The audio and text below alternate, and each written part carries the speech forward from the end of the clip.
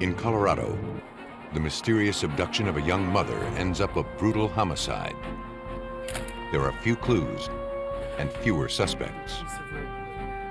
Now, investigators must try to build their case out of redwood. In rural Minnesota, 4 minutes of grainy surveillance video is the only link to a missing girl's whereabouts. Authorities struggle to put this crucial clue into focus and turn a short length of tape into a life sentence. Anytime, anywhere, people disappear, kidnapped from their daily routines. Predators always leave clues behind. But chasing them takes time, hampering investigators' attempts to solve these fatal abductions.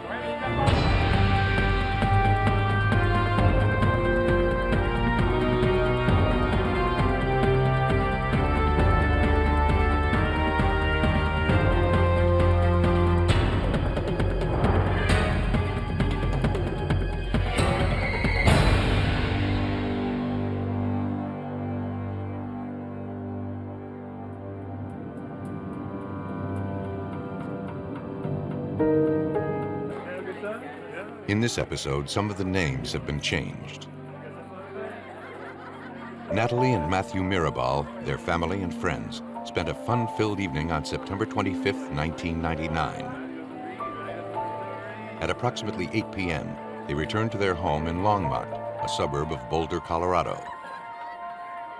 They thought the evening was over, but their troubles were just beginning.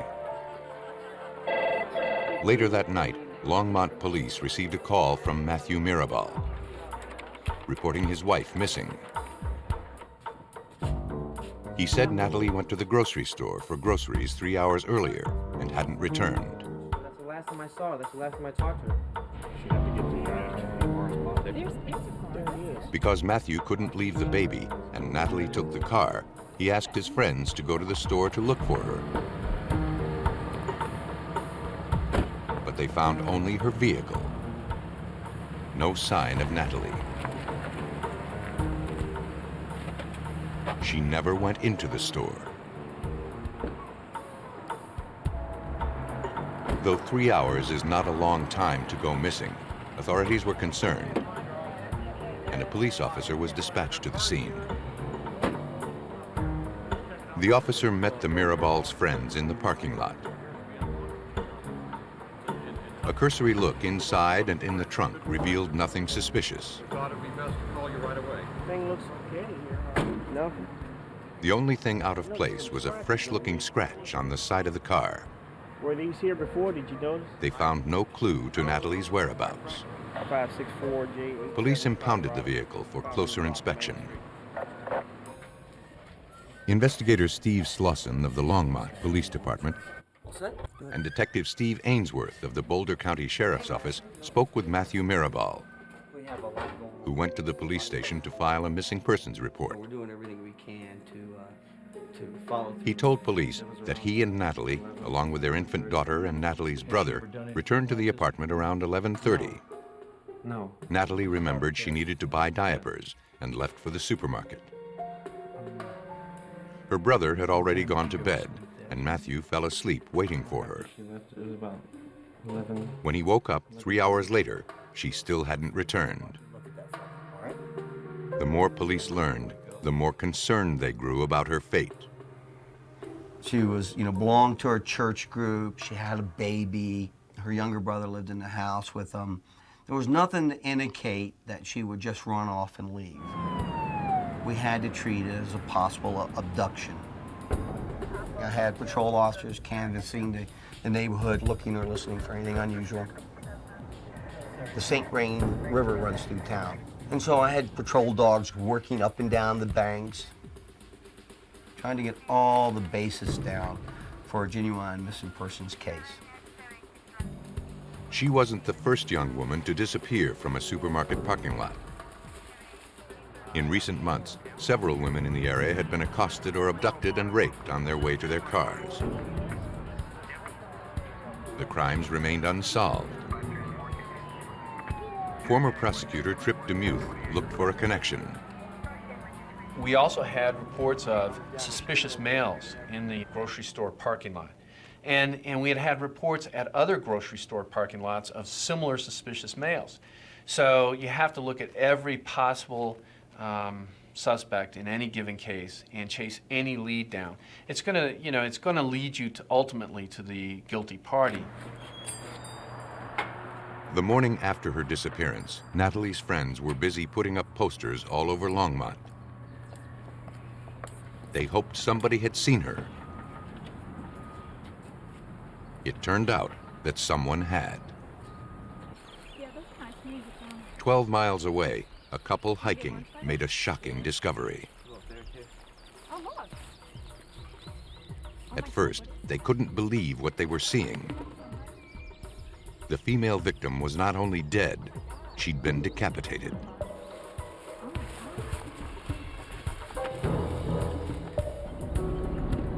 .536 from arrival, 0.8 of a mile up above Buckingham and left. Detective Steve Ainsworth went to the scene. He joined other area investigators who had already cordoned off a wide area surrounding the victim. Your uniform officer, I think it's Eric. The authorities divided their duties to gather as much information from the crime scene as possible. The first assignment, to identify the victim. It looks like the woman that was missing from Longmont. This clothing is the same, the physical description is the same, the appearance is the same.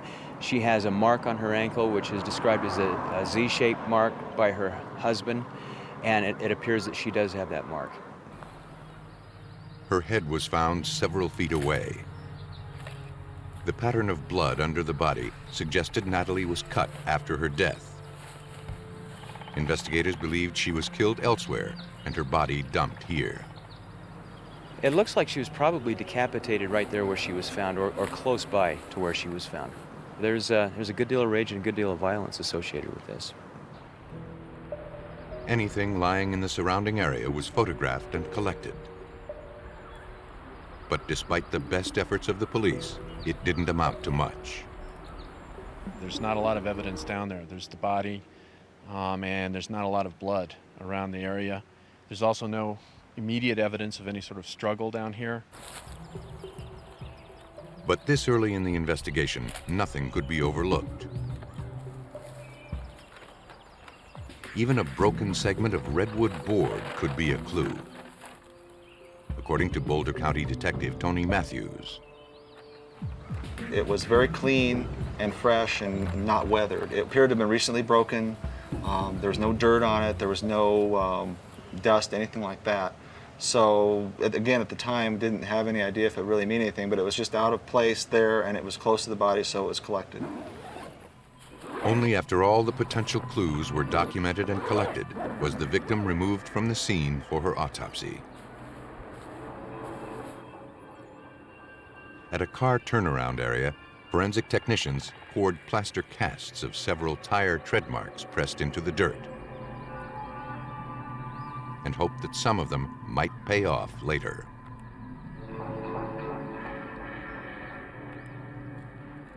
As the crime scene was being processed, a woman found a purse on a nearby road. Inside was Natalie Mirabal's identification, her wallet, and some cash. Detectives now knew the reason for her murder was not robbery. You and John could do a camp. Investigators formed a task force to chase all leads. They feared that Natalie Mirabal might be the most recent victim of a serial killer. There were transients that were being beheaded in the lower downtown Denver area, which is only about 30 minutes away. Decapitations, as a general rule, are not that common. And so the fact that we had a decapitation here and we had decapitations occurring down in Denver was something that I talked to Steve Ainsworth about investigating. Detective Ainsworth went to Denver looking for parallels between the cases and compared the killer's MO to the other grisly slayings. I interviewed the lieutenant of the persons unit at Denver Police Department. We went over my case, went over his cases, and there were no similarities whatsoever. no similarities meant no leads. The only facts they were sure of came from the victim herself. Unlike the other victims, the autopsy determined she had been struck on the head and strangled prior to her decapitation. And the victims of similar recent abductions were sexually assaulted. Natalie was not. In Colorado, thumbprints were collected from all licensed drivers. This enabled investigators to identify absolutely that the victim was Natalie Mirabal. Once the body was positively ID'd, Natalie's family was informed of her murder. When I first met Natalie's mother that night, Anselma Vasquez, we notified her that her daughter had been found and she was dead. I didn't tell her what had happened or anything like that, but obviously she was extremely upset. Well, who did this to her? What? Investigators next set out to determine whether she was a random victim or murdered by someone she knew. The interviews with her family members revealed Natalie had a happy life and no enemies. Her mother, Anselma Vasquez, remembers her daughter. She was the sunshine for everyone. You could be in a dark room, gloomy, and Natalie would just make that day so happy and so sunny. And she brought joy into everybody's life. For Detective Ainsworth, it was at that moment the case became personal. I told her before I left that night, I told her, Anselma, I promise you, I will find out who did this to Natalie. For Natalie's mother, and in the name of justice, investigators vowed not to rest until they found the killer. When Natalie Mirabal's decapitated body was found in the mountains, investigators faced two possible scenarios. She was the random victim of a stranger, or her killer was someone she knew. Because most victims know their killers, Natalie's husband, Matthew Mirabal, agreed to allow investigators to search their apartment for anything connecting her to her murderer. According to former prosecutor Trip DeMuth, spouses and family members are always the first suspects investigators try to eliminate. One of the rules that you follow in criminal investigations is that you start with very small circles and you work out from there. So a husband is always an initial suspect. Something fell on it. During his interview, they noticed a fresh bandage on his thumb. Something fell on it? Yeah. Matthew explained he'd cut himself on his job as a house painter. He cooperated with police, letting them photograph the small wound. At this point, investigators checked out anything even slightly out of the ordinary. Detective Ainsworth and his team would have the chance to sort through it all later to determine what might be relevant. Ron, I might need you to use your flashlight. Their investigation progressed to Natalie's car, impounded from the supermarket parking lot. All right, we got some plant material. The front floor was littered with leaves and twigs. We'll get a sample of these items on the floor. Forensic technicians collected all the plant material. Wedged between the seat and the console, almost hidden from view, was a pair of brown cloth work gloves. Detective Tony Matthews questioned the kind of work they'd been used for. You could see blood on them and started looking at them more closely, and there was a cut, a very small cut in the area of the left thumb. All of the potential evidence was sent to the lab. The leaf debris from the car was sent to the University of Colorado, where they were analyzed by botanist Jane Bach. Almost anywhere a car travels, it picks up bits of leaves, twigs, and seeds. In this case, the plant fragments left behind were considered possible evidence, as well as clues to the murder's location. If you look on the floor mats, under the floor mats, and those wells that are where the windshield wipers are, and under the fenders, and in the grooves on tires, all of those places have plant fragments. In Colorado, different plants grow in different regions.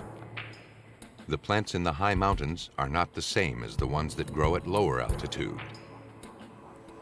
After we examined these plant fragments, it was obvious that the car had been up one of the canyons around Boulder. I couldn't say exactly what canyon, and it was not characteristic of vegetation found even in landscaping around homes on the plains.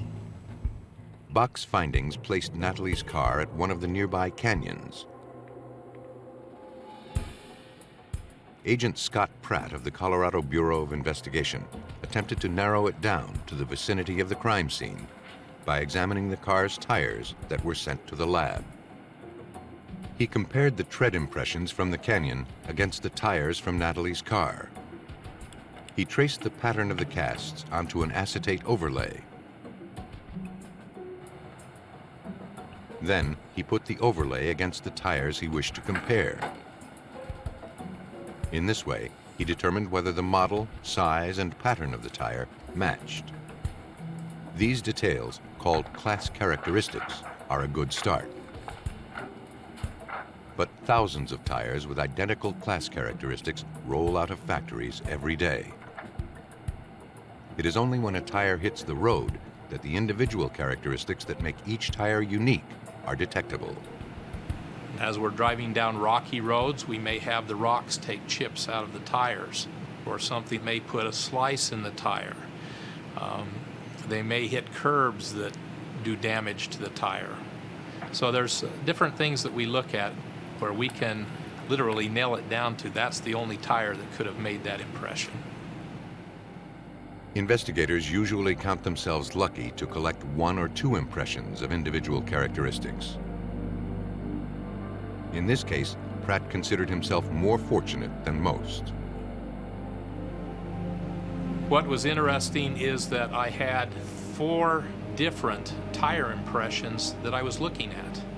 As I did my examination, I came to the conclusion that this particular vehicle could have made 3 of them. Through his efforts, Pratt could confidently say Natalie's car had been to the canyon where her body was found, and then inexplicably returned to the store parking lot. If I would have matched only 1 tire, that would have been a lot broader conclusion. But where you have 3 different tire designs on a vehicle and all 3 are present at the scene, that makes it a lot more substantial of a conclusion. Detective Matthews and his colleagues now needed to find out why Natalie's car had been returned to the parking lot. Give me a light. The idea that the killer would take her, go somewhere, come back and leave the car where he took it from really didn't make much sense. And so that was one of the big things that we just thought just doesn't make sense, and let's see how we can show what really happened. That would be a challenge. Not only did the crime lack logic, it had no motive, and not one suspect. The biggest challenges we had was, we were trying to prove a negative in a lot of ways. They're trying to say that an unknown stranger came and did this, and basically that's saying the whole world is a suspect. In a case like this, the job is not to find suspects, but to eliminate them. Detective Ainsworth continued scrutinizing the victim's husband, Matthew Mirabal. Matthew gave authorities permission to search the Mirabal house. Nothing seemed particularly noteworthy or suspicious, until they found a recently executed life insurance policy. It provided $250,000 to Matthew Mirabal in the event of his wife's death. The policy wasn't so unusual, except detectives found it in a briefcase stashed beneath the living room sofa. Police believed they found the first clue to Natalie's murder, a potential motive. Natalie Mirabal was dead, and Colorado investigators tried to eliminate her husband, Matthew, from the suspects list, until they hit a snag. A $250,000 life insurance policy on Natalie, issued only a few months earlier, seemed generous and a little too timely. Detective Steve Ainsworth found out something else about the policy. Matthew had purchased it in secret. He had paid with a money order from a nearby grocery store. When he would write $2.79 checks or $1.50 checks, he wrote checks for everything, but he went to this grocery store and took the trouble of getting a money order for this particular life insurance policy rather than writing a check that his wife would have seen. Green chair over there. The insurance provided a potential motive, and it steered the investigation toward Matthew I Mirabal. just wanted to ask you some questions here. First of all, he tried to get $1 million on her. And he told the agent that if anything ever happened to my wife, I want to be able to stay home and take care of my baby, which is kind of unusual. Also, the amount that he was asking for, in that she didn't have an income because she was a stay-at-home mom. He didn't have an income anywhere near that kind of money. And so when it was dropped down to $250,000 and he just immediately accepted it without argument or anything, that was a little suspicious also. That's no problem. Thank you. Detective Ainsworth went to the painting company where he worked to ask him some questions. But Mirabal and the other workers were out on jobs. Ainsworth took the opportunity to look around.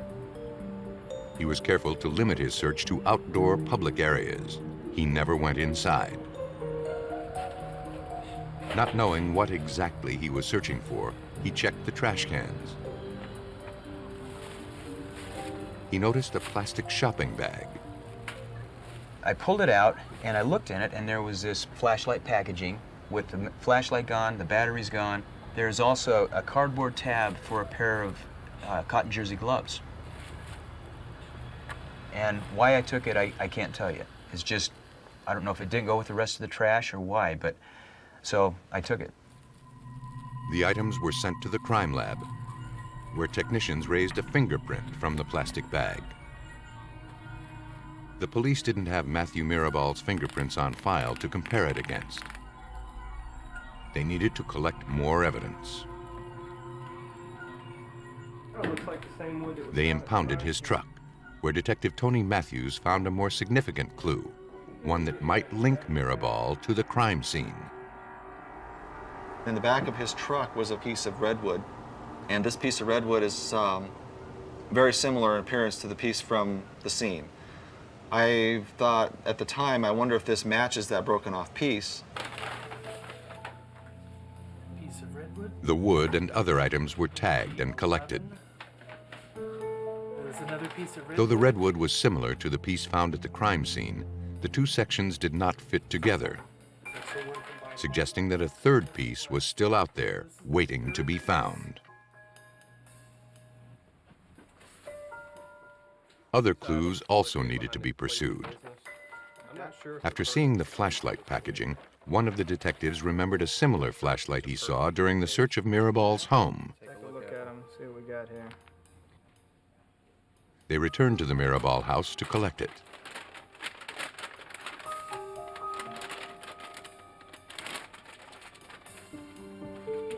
Thank you very much. I'm done. Can you tell us away from the group? Swabs of the flashlight tested positive for human blood, and its DNA was analyzed.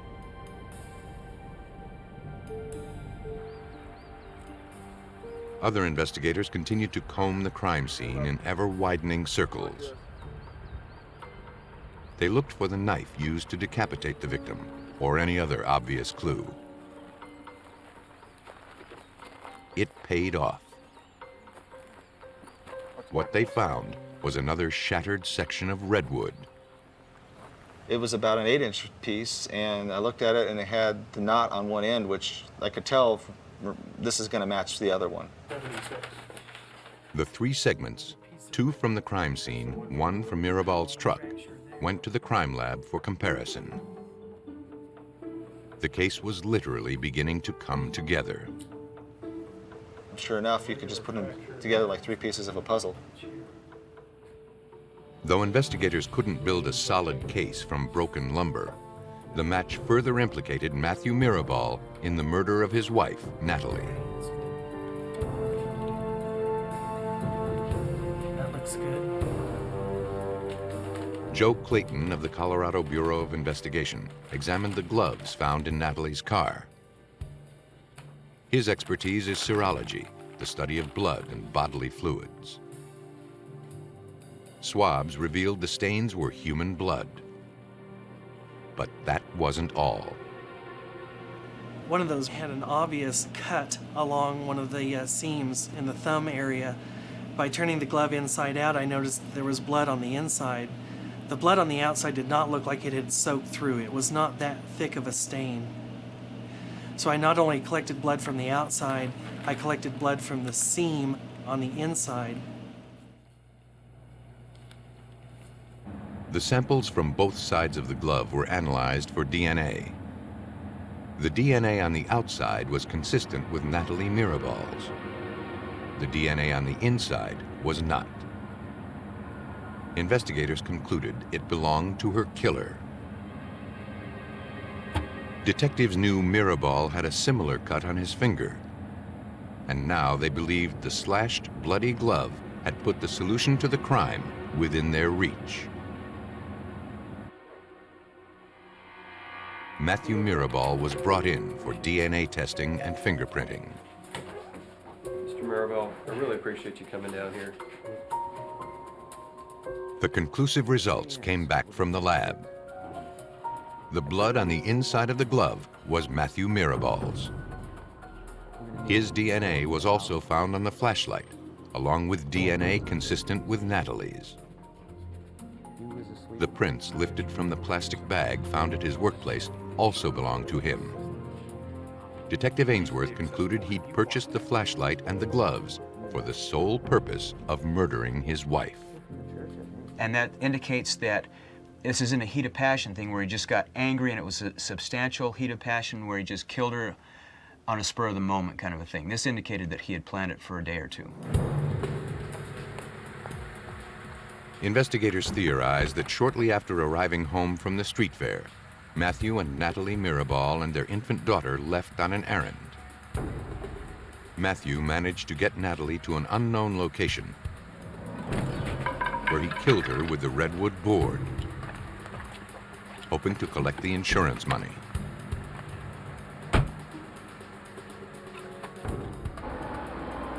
After taking her body to the canyon and decapitating her, he drove to the supermarket, left her car there, and walked home with the baby. By decapitating her, Mirabal believed he'd throw suspicion off of himself, hoping police would think Natalie's murder was linked to the other beheadings in the area. He was wrong. During the course of the investigation and the prosecution, you get to know the victim's family very well. We got to know all of Natalie's extended family and got very close to them. And so by the end of the investigation, it's not just the injustice that you're trying to correct, but it's an entire family that you're trying to support and work for. And you don't want to let them down. Everybody that was involved in that case did such a great job. It was amazing. Now I realize sometimes people put the system down, but they don't realize how hard it is and how much work it is, you know. And people say the system doesn't work. The system works. For his crime, Matthew Mirabal was sentenced to life without the possibility of parole. Natalie Mirabal's grim fate was known within hours of her disappearance. In other abductions, the victim's fate remains an agonizing mystery.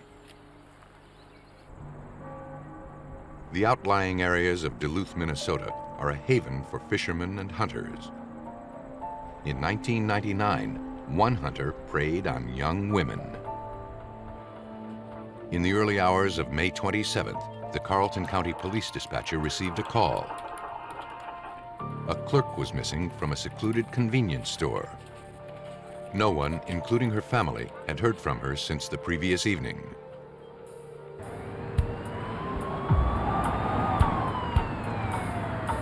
Police arrived and spoke to the owner, who discovered the store unattended.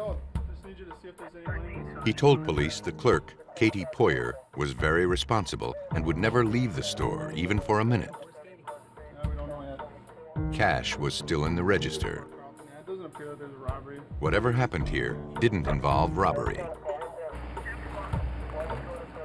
Moose Lake and Carlton County officers checked the area outside the store, but found nothing suspicious or out of place, and absolutely no sign of Katie.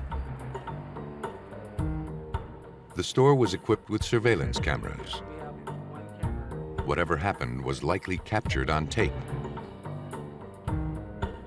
The police notified the Minnesota Bureau of Criminal Apprehension. The Bureau helps rural police departments solve serious crimes. The agents were eager to view the tapes. Now, has their parents been talked to? They discovered the images were fuzzy, but the implications were clear. 19-year-old Katie Poyer had been abducted. In Carlton County, Minnesota, store security footage gave authorities a clue to the fate of Katie Poyer. As the Grainy scene played out over 4 horrifying minutes, it provided BCA Special Agent Phil Wagner with an extraordinary but inadequate perspective on the crime. It gave us a rare piece of evidence. We were actually able to see the crime in progress. It told us where this crime happened. It told us when it happened. It showed clearly the victim. The only thing it didn't tell us was who did it. Whoever he was, investigators needed to find him right away. A young woman's life likely depended on it. But Sheriff David Sebo had only the barest description to go on. The surveillance tape that we looked at told us that we were dealing with a white male, an approximate age range, an approximate height range, and also a method of how he went about abducting Katie Poyer. The kidnapper's face remained indistinct. The situation frustrated investigators. Here was photographic evidence of a crime in progress, foiled by the limitations of the video cameras. And the motive for the crime was equally unclear. Authorities knew they had to launch a wide-scale search, and they had to do it now. We know that the clock is running on any victim that's taken, as far as their safety goes. The Minnesota National Guard joined the Carlton County Police Department, the Moose Lake Sheriff's Office, and throngs of volunteers in the search for Katie Poyer.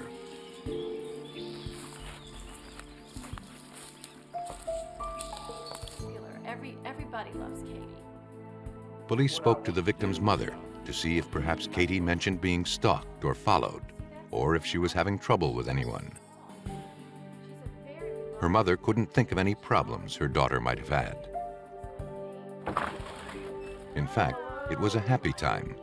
Katie had just moved in with her fiancé and was excited about her new apartment. She had many friends and was working her way through college. She was also considering becoming a police officer. Thank you. You're welcome. Because now you've got a cook in your own house. She has many. Mrs. Poyer urged the police to find her daughter. Okay, ma'am. Good day. They assured her they would do everything in their power to bring Katie home. In the days that followed, hundreds of law enforcement personnel and volunteers were brought in to aid in the search. But as the search went on, investigators' hopes of finding Katie alive were dwindling.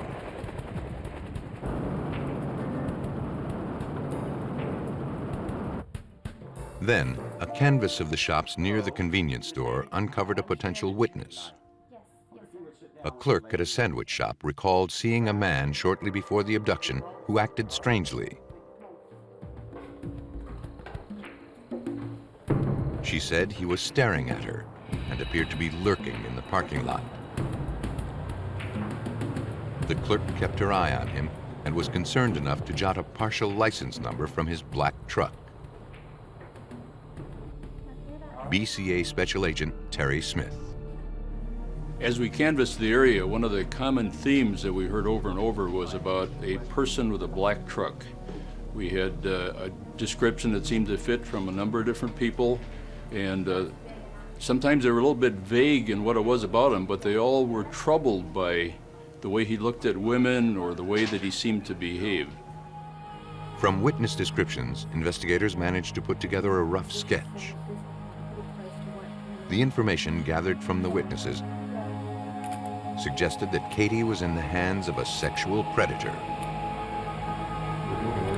Well, what happened in the other 6 cases? Authorities held a press conference to enlist the public's help. If Katie was still in the area, perhaps someone had seen her or would recognize the sketch of her kidnapper. I do not want to discuss some. While the drawing circulated, Carlton County Sheriff David Sebo followed up on the black truck seen the night of the abduction. We had received information of the partial license plate, and we entered that into the computer along with a description of the vehicle, and from that generated about 2,000 registered owners of vehicles in Minnesota. The 2,000 names was a daunting list of potential suspects. No lead was left unchecked. The sheriff's office alerted officers to be on the lookout for any vehicles matching the truck's description and tags. Police made contact with everyone who had a similar license plate number. Donald Pintz was on that list. Pintz wasn't home. His wife acknowledged they owned a truck, but it was gray, not black. When asked about her husband's whereabouts on the evening of May 26th, she said he'd been fishing at their lake property, but had returned home around 8 p.m. He remained there for the rest of the night. Like many of their leads, this one went nowhere. Authorities returned to the tape, seeking some overlooked clue. They took it to video analyst Lance Parthay to see if he could clear up the image. Parthay wasn't optimistic. When somebody contacts us and says, I'd like you to look at our surveillance tape, instantly you know there's problems because the quality of the cameras, number one, are usually they're inexpensive because the surveillance systems that are put into these convenience stores are not necessarily put in to catch criminals. They're basically to monitor their facility to keep the employees honest. So the quality of the video is usually going to be poor. With little to work with, Parthay did his best to enhance the video. Finessing the images from that camera, they determined the suspect wore a New York baseball jersey. And there was some conversation about the number. Was it number 22? Was it number 23? And without being able to say 100% it was number 23, after looking at the tape and enhancing the contrast, we determined that the number 23 was more likely than the number 22. This new bit of information needed to be public. I'm Paul Molitor. Authorities appealed to Minnesota Twins player Paul Molitor to make a public service announcement. A young woman from Moose Lake, Minnesota. She's been missing since May 26, 1999 at 11:30. They hoped his on-air plea might reach sports fans who recognized the suspicious character with this type of jersey. This model of jersey is well. Carlton County Police were inundated with calls. The public service announcement brought in over 1,800 new leads.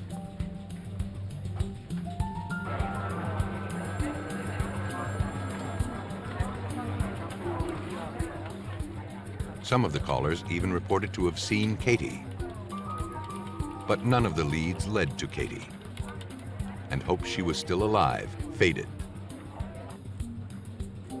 As authorities narrowed down the leads, one man, a convicted sex offender named Samuel Becker, resembled the sketch. Becker denied any involvement or knowledge of Katie Poyer's abduction. Investigators noticed the large tattoo on his forearm and needed to find out whether the suspect on the videotape had similar markings. He agreed to cooperate with authorities and allow himself to be taped by the store's security cameras. When still photographs from both tapes were evaluated, authorities noticed tattoos on Becker's arm were clearly visible.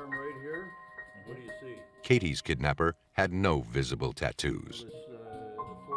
Samuel Becker was not their man. BCA Special Agent Terry Smith and his team hit many dead ends as they eliminated suspects. There were several people who became strong suspects for a period of time in the case. Sometimes they started out looking very, very good for the crime, and then we would either be able to establish that they couldn't have done it, or it didn't look like they had done it, and somebody else would become the preeminent suspect. A man phoned authorities to say his co-worker, Donald Turner, wore a blue and white number 23 baseball jersey. He used to wear his hair long, but recently cut it short. Turner also drove a black truck. A check on Donald Turner revealed police already knew him, but by a more familiar name, Donald Pintz. They had interviewed his wife early in the investigation. They needed to find Pintz, and they needed to find him fast. Is that Donald? Investigators quickly tracked him down, never letting him out of their sight. They rushed to secure search warrants for his home and lake property. Let me make a note. The investigation now focused entirely on Donald Pintz.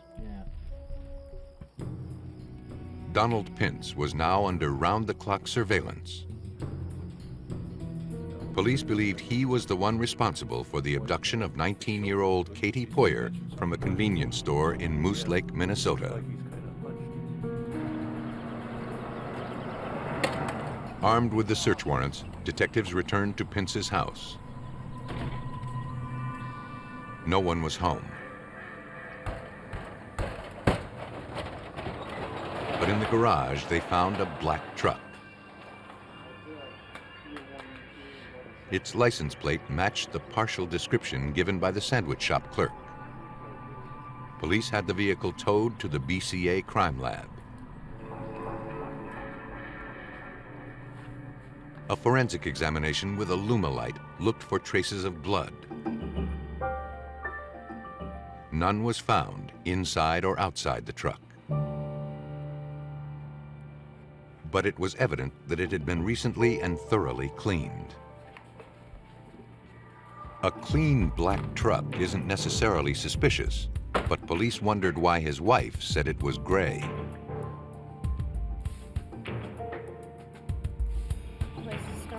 Next, investigators searched Pintz's lakeside property, eventually focusing on the fire pit, where they screened the cold ashes. And that's when they found a tooth, along with fragments of bone. They carefully collected the frail remains.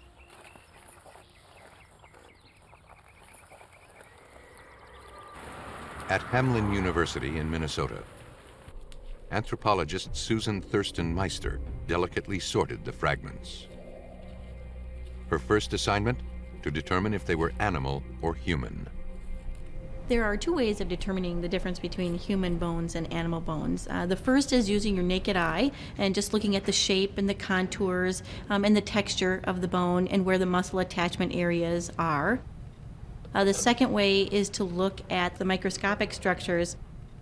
In humans, the microscopic structures are very chaotically organized. They impinge on one another, they bump up against one another, and in animals, non-human animals, they are arranged in parallel rows.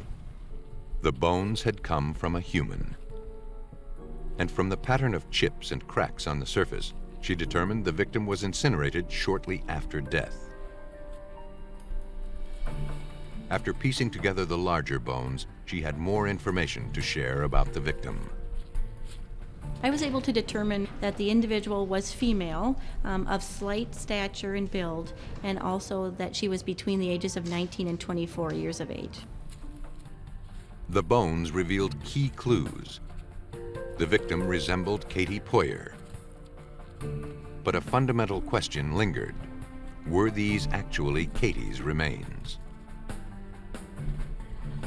The focus shifted to the tooth retrieved from the fire pit. The Bureau of Criminal Apprehension sent it to forensic odontologist Thomas Rumreich for analysis. The tooth was tested for DNA. However, the tooth was so badly burned that any DNA evidence had been destroyed by the intense heat of the fire. Dr. Rumreich needed to find another way to match this tooth with the victim. From its shape, and by reconstructing some of the jaw fragments, he determined the position of the molar in the victim's mouth. By coincidence, Katie Poyer had had the filling of that tooth replaced 2 weeks before her abduction. The burned tooth's filling had melted out during the fire. Because filling materials vary, Dr. Rumreich had the remains analyzed. Because we had discovered that there was some evidence of metal fragments in the burned remains, we had those analyzed by the metallurgical folks at the BCA to determine if any of the components of that metal fragment corresponded with what we commonly use in filling material today. Most silver fillings are made of a combination of metals called amalgam. Katie's dentist had also used a new dental adhesive to help the amalgam stay in the tooth. Analyzing the tooth from the fire pit, BCA forensic scientist Donald Melander made a compelling discovery. Traces of that same adhesive. Since this is a new product, one would not expect to see it. The product had only been on the market for 6 months. And in fact, the dentist was using a sample that had been supplied to her at a dental show. So it's quite unique. Investigators had gathered ample evidence against Donald Pintz. The dental adhesive gave them enough to pick him up. Authorities moved in for the arrest. Driver, hands out the window. Step out of the car. Do it now. Stay there and don't move.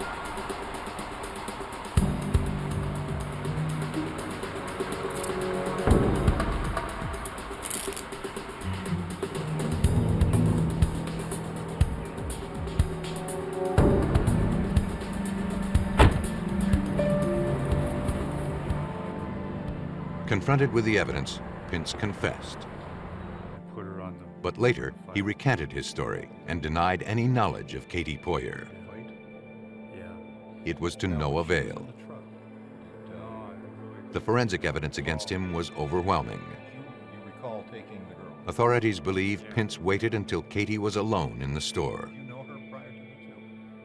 Somehow, he lured her away from the register, got her to the back of the shop, and overpowered her. Then he led her out of the store and ultimately to her death.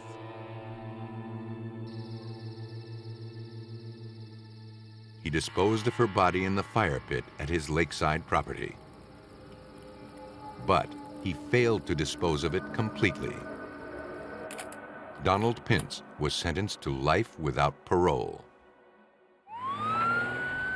More than any other kind of case, solving an abduction is truly a race against time. And even though the clock sometimes runs out, the race to justice continues to the end.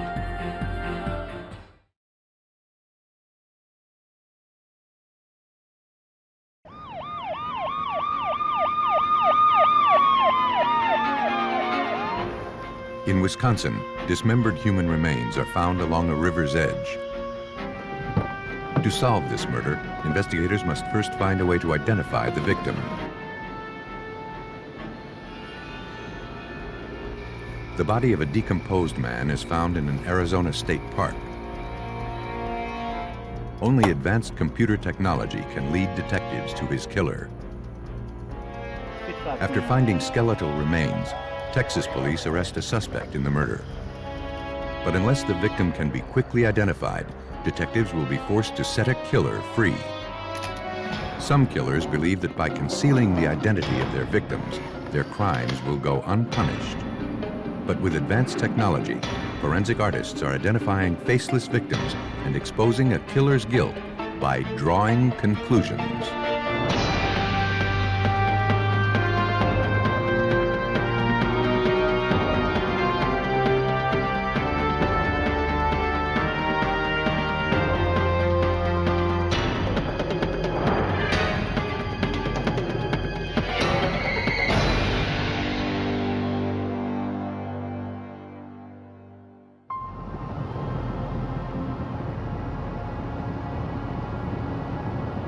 In this episode, some of the names have been changed. Outside the city limits of Madison, the serene landscape of Sauk County, Wisconsin is a popular destination for people looking to enjoy the outdoors. Around 4 p.m. on July 30th, 1999, a woman and her son were hiking a trail along the shores of the Wisconsin River. The young boy noticed a plastic grocery bag at the water's edge. A closer look revealed the skeletal remains of a human hand. The mother quickly summoned police.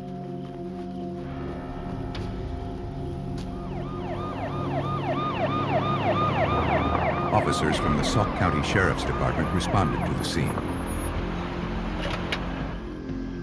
The hand was still attached to the arm, which had been precisely severed at the shoulder joint.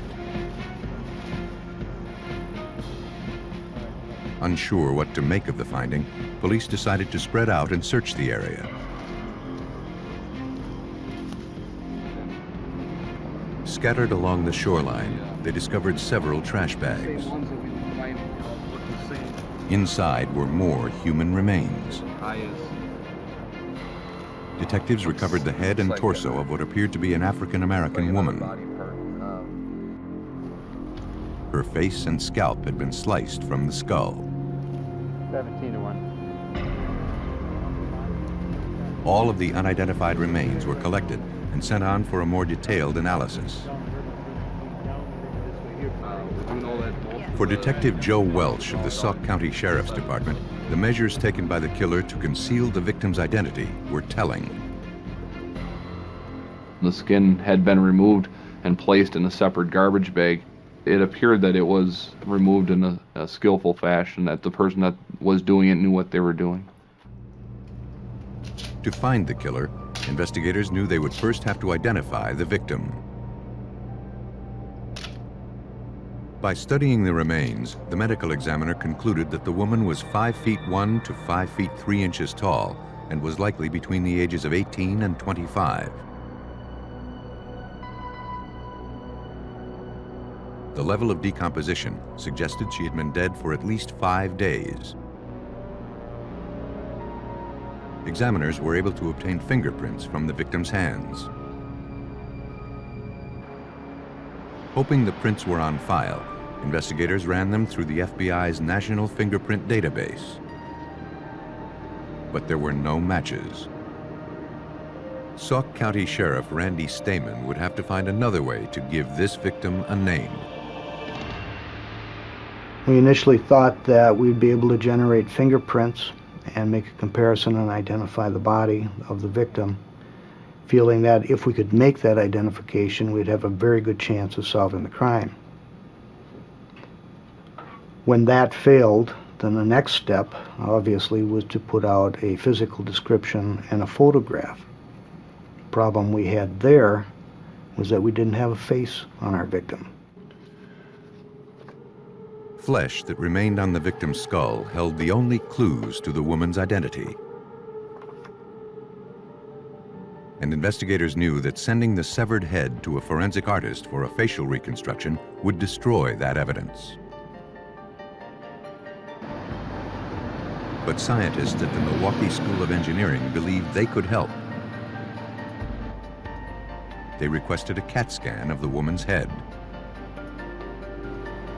Engineers believed that by using the CAT scan, they could possibly create an exact three-dimensional paper replica of the skull, which could then be used by a forensic artist to reconstruct the victim's likeness.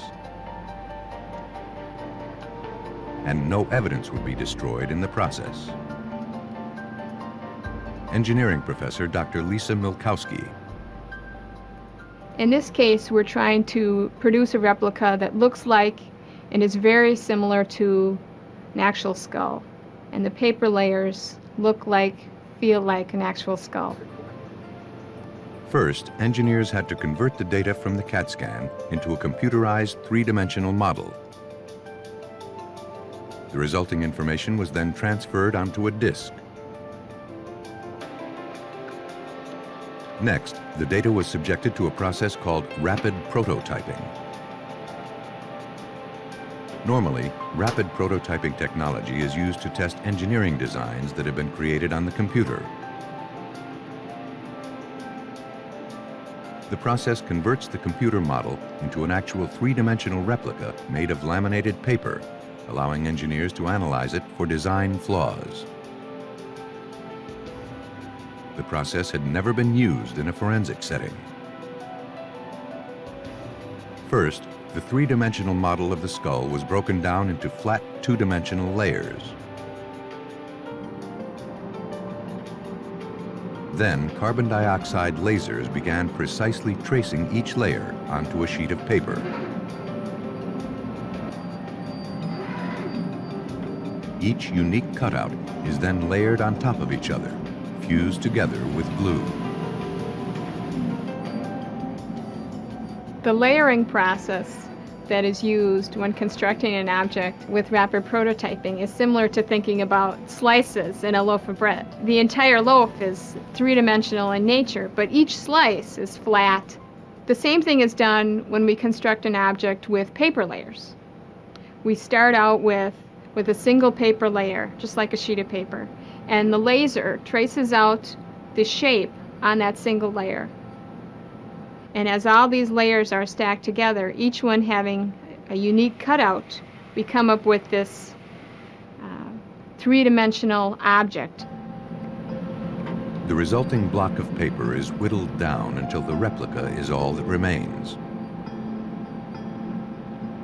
40 hours later, nearly 10,000 sheets of laminated paper had gone into creating an exact paper reproduction of the victim's skull.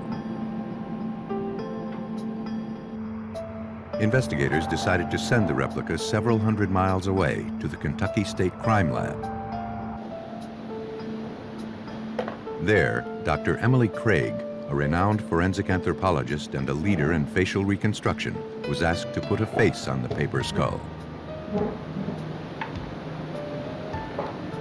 The possibility of doing a clay reconstruction on a prototype skull was actually kind of exciting. To my knowledge, I don't think anyone in this country had done it for victim identification. To bring this victim to life, Dr. Craig attached tissue depth markers to several different points on the skull. These markers reflect the average thickness of skin for people of similar race, age, and sex.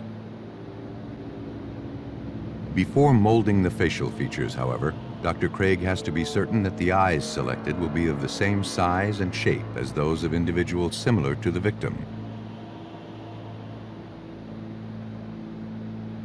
Guided by the spatial arrangements of the victim's skull, the eyes are precisely set into place.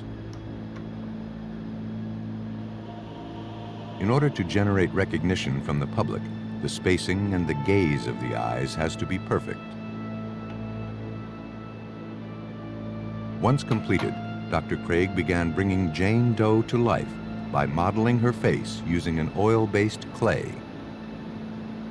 The fine detail as to the lids and the nose and the lips, that's basically where the artistic skills supersede or complement the scientific data. You really need both to do a good facial reconstruction. After dozens of hours, the face of the murder victim began to take shape. Variations of the victim's appearance were photographed, and the clay model was sent to police in Sauk County. Investigators quickly released the photographs through the media. Still, weeks passed without a lead. But then, a woman named Sherry contacted police. She said the face in the poster bore an uncanny resemblance to a 25-year-old woman named Muvano Kupaza. All right, here it is. Muvano, she said, had come to the United States from Tanzania to study English. What do you think?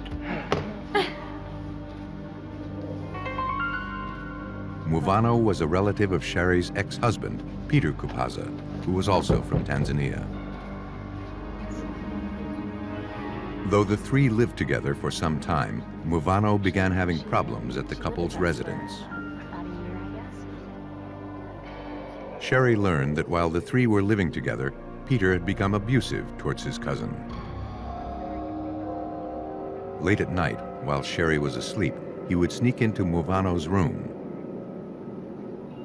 There, he raped the 25-year-old exchange student repeatedly, threatening to kill her if she ever told anyone.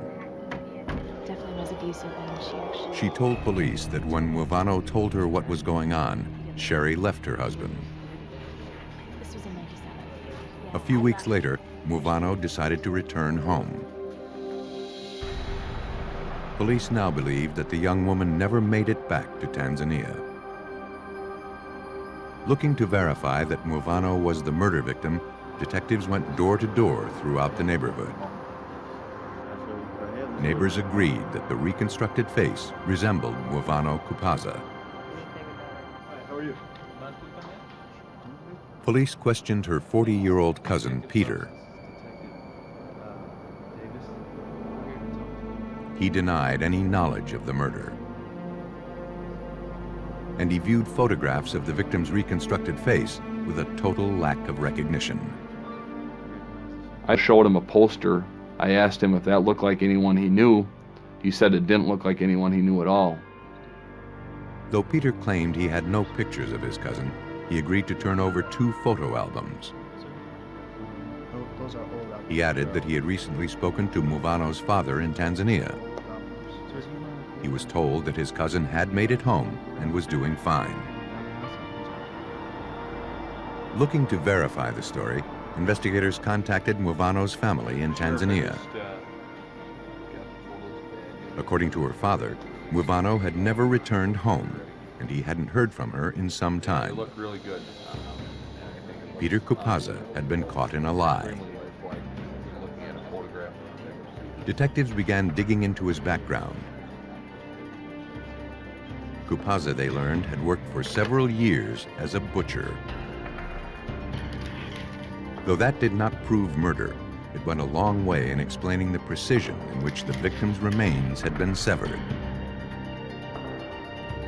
Believing the dismembered victim found at the Wisconsin River was Movano Kupaza, investigators shifted their focus to building a murder case against her cousin, Peter.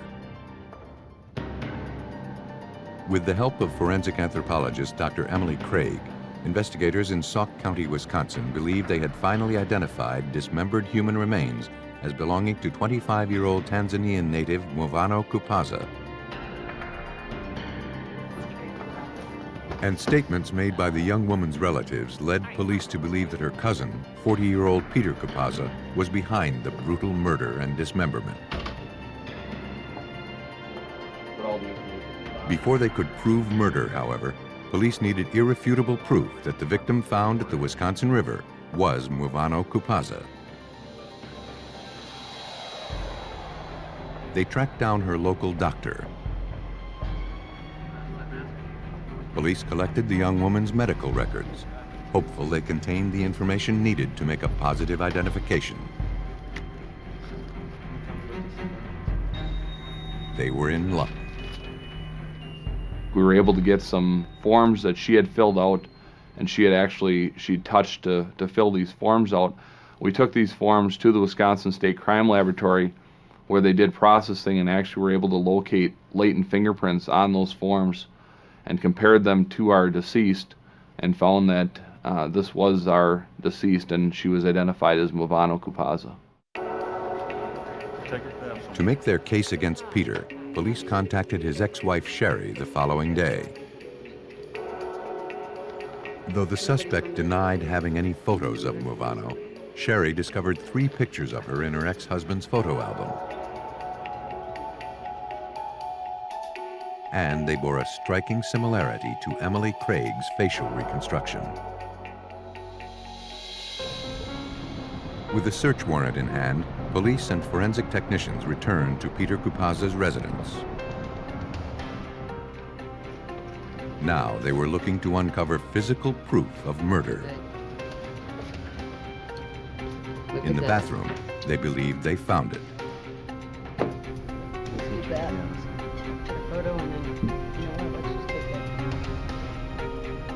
On a section of the baseboard, they observed reddish-brown stains that appeared to be blood. The section was removed for future DNA testing. Investigators turned to forensic examiners for proof that Peter Kupaza had murdered his cousin. Examiners generated a genetic profile of the blood found in Kupaza's bathroom. When that was compared to the DNA recovered from the victim's flesh, they found an identical match. Peter Kupaza was arrested and charged with murder. Based on the evidence, investigators believe that Mwavano began threatening to expose her cousin's sexual abuse. And Peter Kupaza would do anything to keep that from happening. After killing her, police believe he dragged the young woman's body into the bathroom, where he dismembered her. Then he tried to dispose of the remains by dumping them in the Wisconsin River. On June 22, 2000, Peter Kupaza was sentenced to life in prison for the first-degree murder of his cousin, Mwavano. In Wisconsin, the willingness to adapt a high-tech engineering process to crime solving led to the conviction of a brutal killer.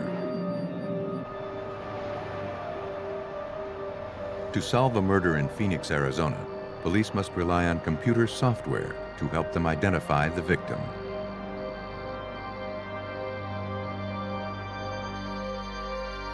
North of the city of Phoenix, on the evening of February 17, 1996, a hunter walking along a trail in the Tonto National Forest noticed something lying just inside the tree line.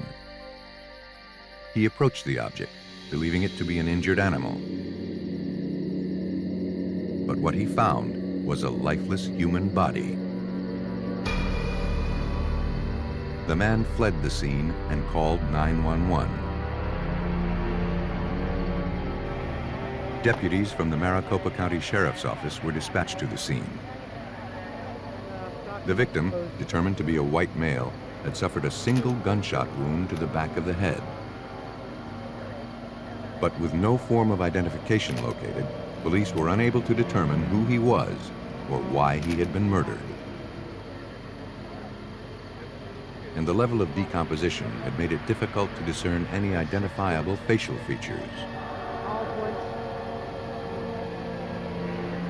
The only clues to this victim's identity were a cowboy hat with a bullet hole just above the brim and a pair of prescription glasses.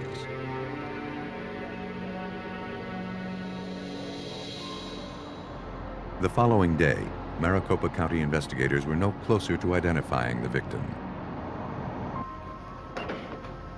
But for Sergeant Keith Moore, mud stains found on the victim's clothes provided a clue as to when the murder had occurred. Well, earlier in that week, we'd experienced rain in the area. There were some indications from the mud on the clothing that the body was there before the rain because of the mud that was splashed up on the clothing on the pants legs. The medical examiner determined that the victim had been dead at least 10 days. Cause of death was a large caliber gunshot wound to the man's head, fired at close range. He was determined to be between the ages of 45 and 55, standing about 6 feet tall. But other than fingerprints, no identifying features remained.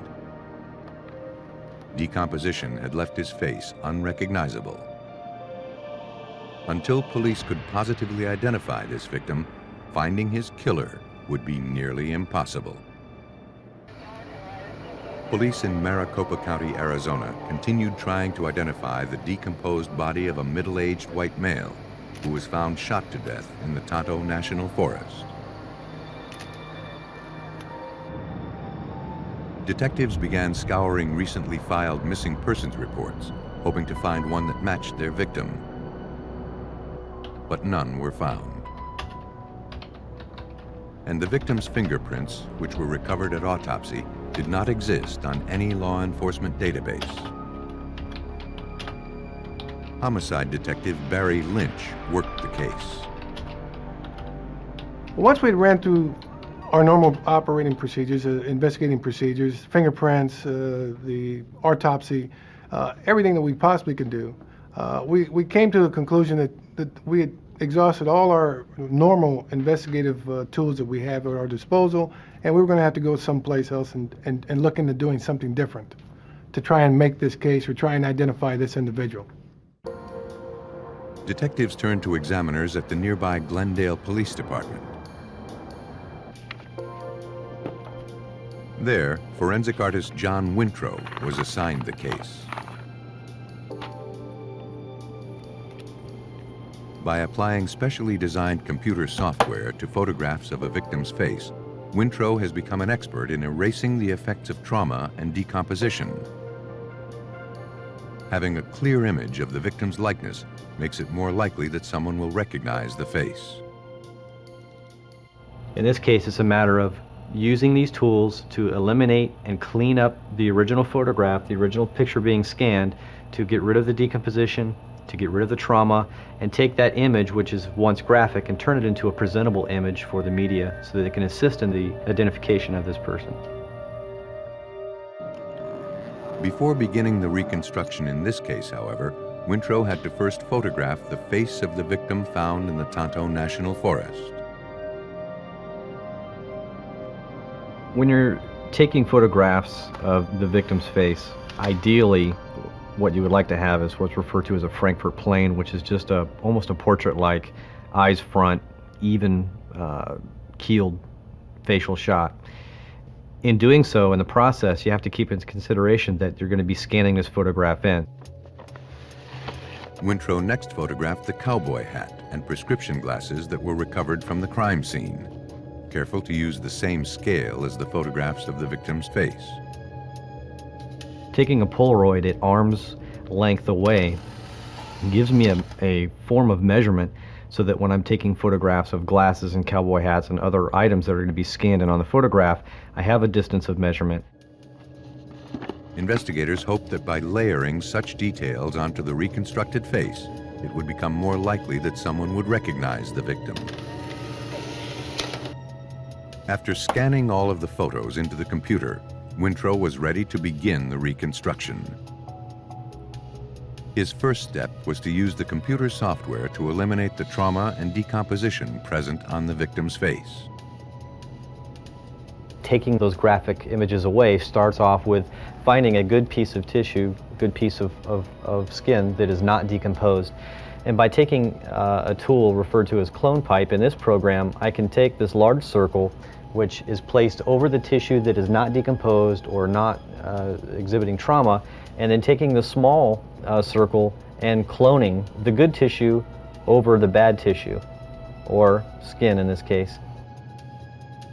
Then, using a smoothing tool, Wintrow blended all of the skin tones together until no traces of damaged tissue remained. In the final step of the process, the victim's prescription glasses and cowboy hat were layered onto the image. Finally, a week after the unidentified victim was found murdered, the forensic artist had given him a face. Maricopa County detectives quickly released the victim's image to the media. Within a few hours, John Wintrow's efforts paid off. A local resident, John Christian, recognized the victim as being 52-year-old Thomas Donahue. I know Sue works at the grocery store. He hadn't seen or heard from Tom in some time. See if I could find anything, but I heard anything about this girl. He described his friend as a simple but nice man who was always eager to gain the acceptance of people around him. John Christian told police that Tom, who was employed as a security guard for a local company, lived with a woman named Darlene Schlicht. Though Darlene and her friends were rumored to be involved in criminal activity, including forgery and check fraud scams, Tom tried to fit in with the group. Christian had heard that one of those friends, Carrie Scott, seemed to resent Tom's efforts to include himself in their activities. I think it's 23rd. Christian hadn't seen Darlene or any of her friends in some time. Her Aunt Sue works at... Looking to prove that the victim was in fact Thomas Donahue, detectives contacted his employer. Got some information about the case? Tom, they said, had not shown up for work in several weeks. Donahue's fingerprints were on file, and his employers agreed to forward them to the crime lab. Examiners compared the known prints of Thomas Donahue to those recovered from the victim. They matched. Thomas Donahue was officially the victim of a homicide. Now, looking to identify his killer, investigators began tracking down his roommate, Darlene Schlicht, for information. But she was nowhere to be found. A records check soon explained why. 3 days after Thomas Donahue's body was found, Darlene Schlicht had been arrested on forgery charges in nearby Tempe, Arizona. And have them come on down. According to the reports, Darlene had tried to pass a check at a cafe using an account that had been closed for several months. It turns out the account was in the name of Thomas Donahue. After being turned over to police, Darlene was placed under arrest and transported to the Tempe jail.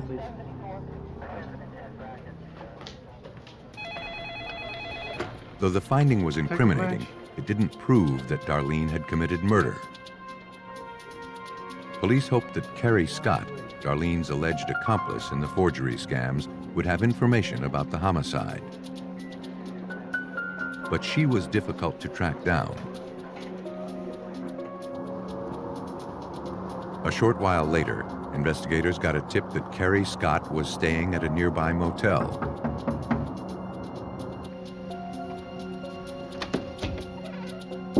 The woman who answered the door told police that Carrie wasn't there. I'd like to speak with Carrie Scott, please. But they didn't believe her. Police began searching the room.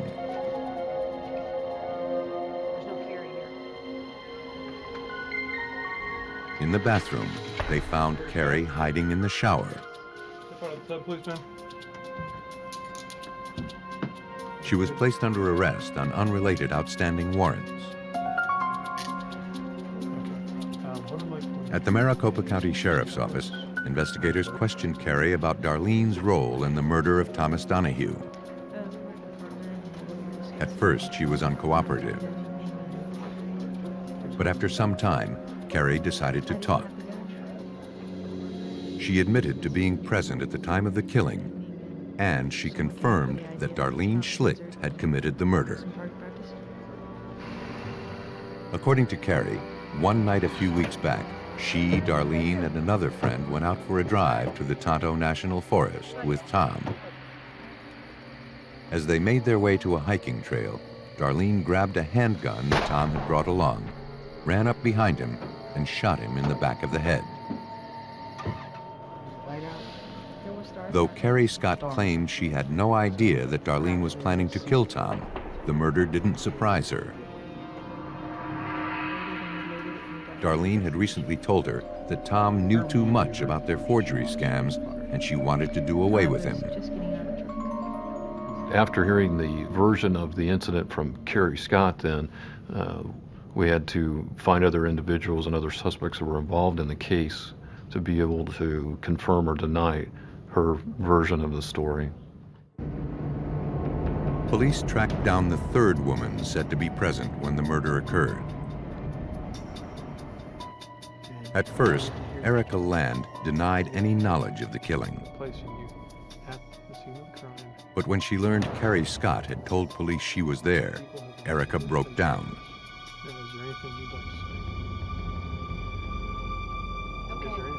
But she had a different story to tell. According to Erica, it was Carrie Scott and not Darlene Schlicht who had pulled the trigger. And loading it and everything. actually holding the gun. Erica said she had not been included in the planning of the murder. In exchange for her testimony, investigators agreed not to arrest her. Unsure what to make of the conflicting stories, detectives traveled to the Tempe jail to interview Darlene Schlicht. Like Erica Land, Darlene blamed the murder on Carrie Scott. Darlene admitted that she had helped plan the murder. They decided that Mr. Donahue wants to involve himself in our criminal activity, and out of a conversation that they had at Darlene's apartment, they conspired to go ahead and take him to some remote area in the county and kill Mr. Donahue. Didn't Layla tell you? Though police had no physical evidence to corroborate the testimony, they were now convinced that Carrie Scott's version of events was a lie. Carrie Scott spent a good deal of her time trying to figure ways to isolate herself or remove herself from her involvement in this particular case. So there was a stark contrast between the two. And having interviewed the other principals involved in the case and some of the other witnesses, they all tend to corroborate what Ms. Darlene Schlicht had stated. Police believe that Thomas Donahue tried to get involved in the group's criminal activity. But Carrie Scott and Darlene Schlicht didn't trust him, and they decided to kill him. On February 7th, 1996, they lured him to an isolated spot at the Tonto National Forest. As he walked along a trail, Carrie Scott approached him from behind and shot him once in the head. They believed that prolonged exposure to the elements would keep his identity and their crime a mystery. Carrie Scott stood trial for the first-degree murder of Thomas Donahue. She was convicted and sentenced to life in prison. Darlene Schlicht was also tried and sentenced to life in prison. The composite that Mr. Winthrop provided to us was crucial in this case because it was the means by which someone was able to identify Mr. Donahue. Without that, we would have probably never found the identity of Mr. Donahue or the principal players involved in this case. With the aid of computer software, forensic artist John Winthrop was able to restore a victim's appearance and help bring two killers to justice. In Texas, police must rely on a renowned forensic artist to identify a faceless victim. In the late afternoon hours of July 18, 1989, a young boy playing near a lake in Wills Point, Texas, stumbled upon some debris that had washed ashore. Curious as to what he had found, he began poking at the trash. When it flipped over, he saw that it was a human skull wrapped in cloth. Frightened, the boy ran to tell his father. After receiving the 911 call, deputies from the Van Zandt County Sheriff's Office were dispatched to Willow Lake. There, they located the human skull and a pair of blue denim shorts scattered on the ground.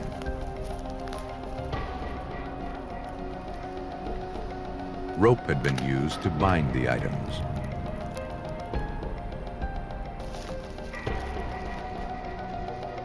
Police carefully collected the remains and a few stray red hairs lying nearby.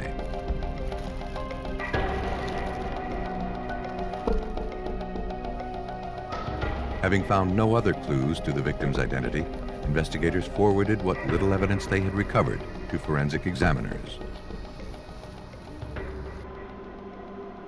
From the level of decay, examiners determined that the remains had been lying outdoors for at least a year.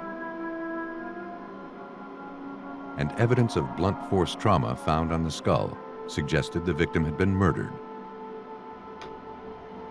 Further analysis led to the conclusion that the victim was a Caucasian female, but little else was learned. Captain Rock Ellis of the Van Zandt County Sheriff's Office was contacted with the autopsy results. It was clear this would be a difficult case to solve. Forensics is telling me, that the lady is somewhere between 20 and 40 years old. She had red hair, and that's about all we had to go on at that time. As investigators struggled to identify the victim, dispatchers received a 911 call. More human remains had been found. Because of the decreased water level at Willow Lake, a passerby had stumbled upon a partial skeleton lying in the mud. It was found less than 200 feet away from where the skull had been found. Chicken wire surrounded the remains. The caging had been tied to concrete blocks with electrical wire and rope, likely used to keep the remains submerged in the lake. And there was something else. It appeared the ropes had been tied with the same type of knots as those found with the skull. Forensic analysis later confirmed that these remains were at one time attached to the skull found a week earlier. Though the findings had provided investigators with additional evidence of murder, the identity of this victim and her killer remained a mystery. Police in Van Zandt County, Texas, struggled to identify female skeletal remains found scattered along the shores of Willow Lake.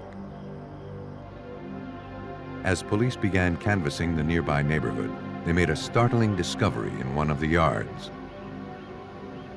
Lying next to a roll of chicken wire, police noticed some ropes. They were the same type and tied with the same knots as those found with the skeletal remains. The same knots were tied on all three places. A clove hitch is not unique, a bowline is not unique, but when you see those knots tied with the same type of material in three different places, it focuses in on the same person tying the knots. Though no one was home, police obtained a warrant and collected the evidence. Now they needed to find out who lived at that residence. A property search revealed that the house belonged to an elderly couple who lived there with their 38-year-old son, Ronald Mark Holloway.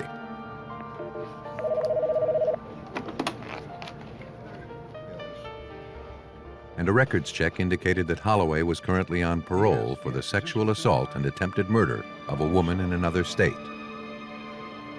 I got the skeletal remains. There was duct tape. I contacted the officer that worked the case, and during our conversations, he gave me a lot of insight into Holloway.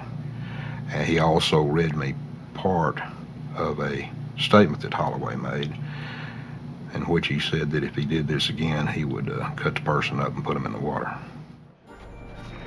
Though investigators had few clues to the identity of the woman found at the lake, they believed they had a suspect in her murder. What's this all about? Less than 2 months later, the elusive suspect, Ronald Holloway, was finally located in a nearby county and brought in for questioning. He admitted that he had tied the knots on the rope found at his parents' home, but he denied any knowledge of the murder. Detectives sensed that he was lying. Though their case was circumstantial, they decided to place Ronald Holloway under arrest for suspicion of murder. I was afraid that if I didn't make my move then, that he would be a long time before I saw him again. So I figured I'd get him while I could. But with Holloway's arrest, investigators found a new challenge. Because of a Texas law, they had only a short period of time in which to formally charge the suspect with murder. Sergeant Steve Black of the Texas Rangers was asked to assist in the investigation. In Texas at that time, we had what they call a Speedy Trial Act. And if you didn't bring your defendant to trial within that time, well, you were in serious trouble. The defendant would be gone. Having only 60 days to make their case, investigators turned to renowned forensic artist Karen Taylor for help.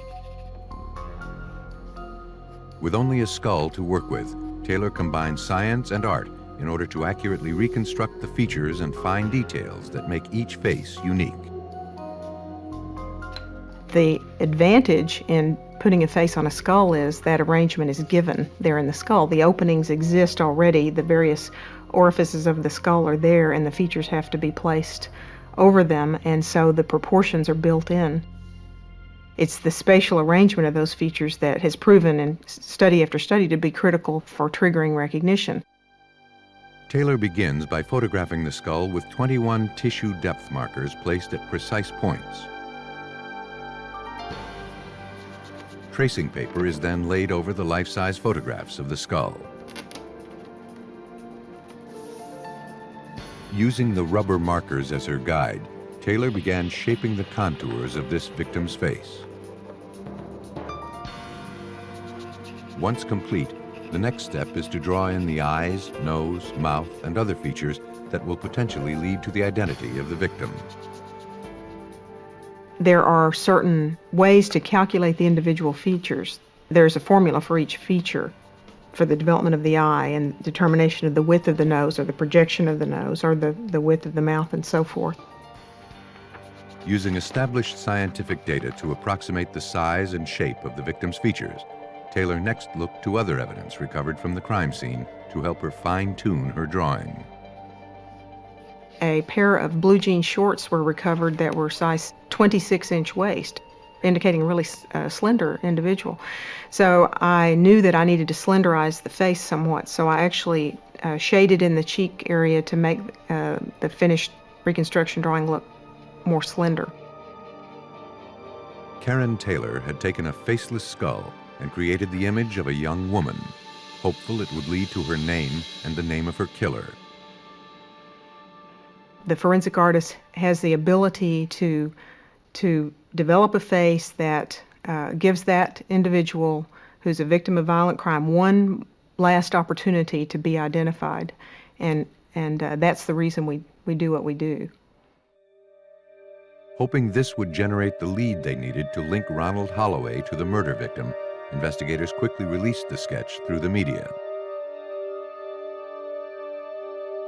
Within a few hours, they got a tip. A caller recognized the sketch as resembling 28-year-old Jennifer D. Weiniger, who shared a house with her boyfriend in nearby Elmo, Texas. Police went to the address. Ray Dawson agreed that the sketch he had seen in the paper looked like his girlfriend.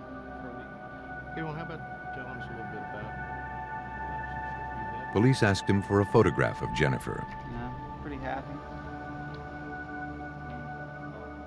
The picture of the girl was a dead ringer of the artist rendering that Karen had fixed for us. We've been together for the past 2 years. Around the time Jennifer disappeared, Dawson said he was in jail on traffic violations. And though he hadn't heard from her since, he didn't think much of it. In the past, Jennifer would ask him to drive her to the local bus station. She was a free spirit and enjoyed being out on the road. In fact, she would often take off on hitchhiking trips across the country and be gone for months at a time. Police specifically asked him about Jennifer's friends and associates.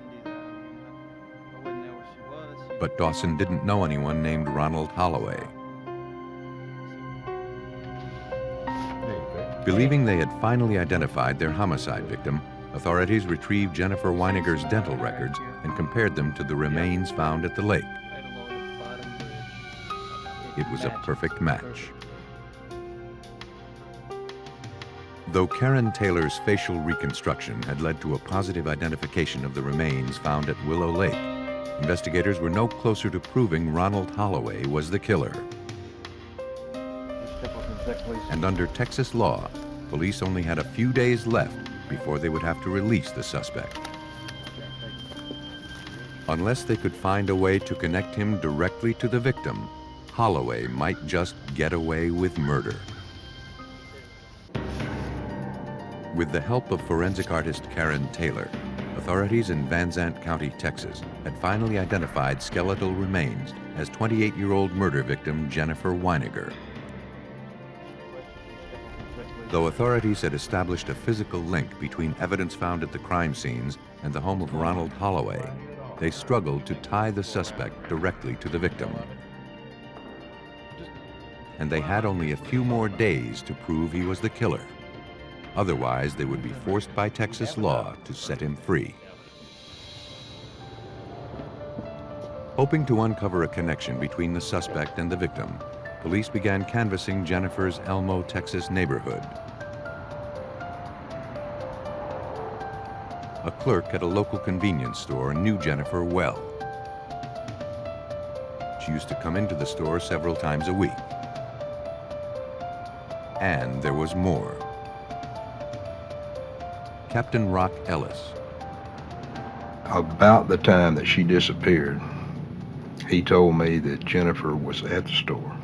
Holloway pulled in, and he was pretty well known because he had at that time a pretty flashy red truck, and that he talked to her outside the store that evening about 10 o'clock, and that she got in the truck, and they left together.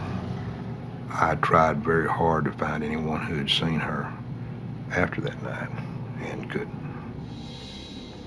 Under questioning, Ronald Holloway insisted he didn't know anyone named Jennifer Weiniger. Police knew that was a lie. Though all the evidence against him was circumstantial, investigators felt they had enough to finally win a murder conviction. Police believe that in August of 1988, the rage Holloway had asserted towards women in the past resurfaced soon after he and Jennifer began a relationship. Using a blunt object, he beat Jennifer Weiniger to death and then disposed of her remains in Willow Lake. On January 30th, 1990, Ronald Mark Holloway was convicted of the murder of Jennifer D. Weiniger. He received a sentence of 25 years to life in prison. When solving a murder, homicide investigators rely on the victim's identity to lead them to a suspect. But to give a faceless victim a name, police turn to forensic artists who can expose a killer's guilt by drawing conclusions.